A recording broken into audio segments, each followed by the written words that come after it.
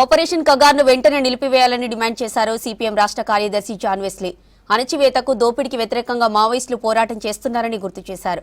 ఆదివాసీలను చిత్రహింసలకు గురిచేయడం correct కాదన్నారు. నక్సలైట్ల ముసుగులో ఆదివాసీలను అడవుల నుంచి తరిమేయాలనే కుట్ర కేంద్రం చేస్తోందన్నారు జాన్ వెస్లీ.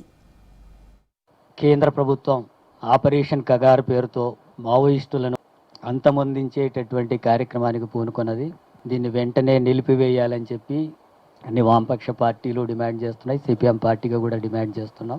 నక్సలైట్లు హింస చేస్తున్నారు అని అనుకుంటే చట్ట ప్రకారం శిక్షించాల్సినటువంటి చర్యలు తీసుకోవచ్చు. కానీ వీళ్ళే చట్టాన్ని అతిక్రమించి మొత్తం సామూహికంగా నిర్మూలిస్తామనేటటువంటి పేరుతో ఈ కార్యాచరణ జరుగుతుంది.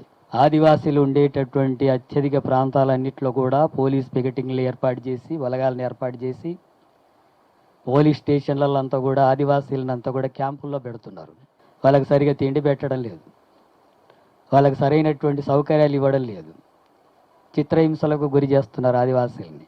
అట్లాగే ఆదివాసీ స్త్రీలను మానభంగాలు కూడా చేస్తున్నారు.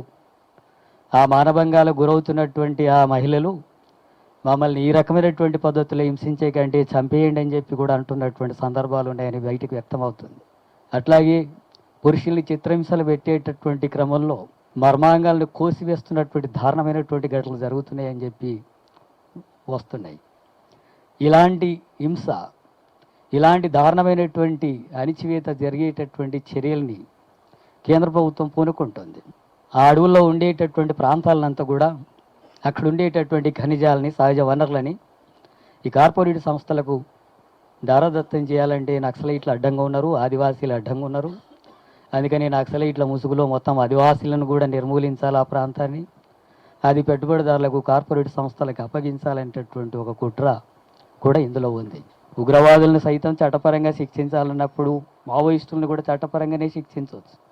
దొరికిన వాళ్ళని ఎట కాల్ చేస్తారు, దొరికిన వాళ్ళని ఎట చిత్రహింసలు పెడతారు, దొరికినటువంటి వాళ్ళంతా కూడా చంపేసి ఇక నిర్మూలిస్తాం, చంపేసి హక్కు మాకు ఇవ్వండి, ఇచ్చింది ప్రభుత్వం అనేటట్టుగా వ్యవహరిస్తున్నటువంటి ధోరణి ఇప్పుడు బీజేపీ ప్రభుత్వం వ్యవహరిస్తుంది.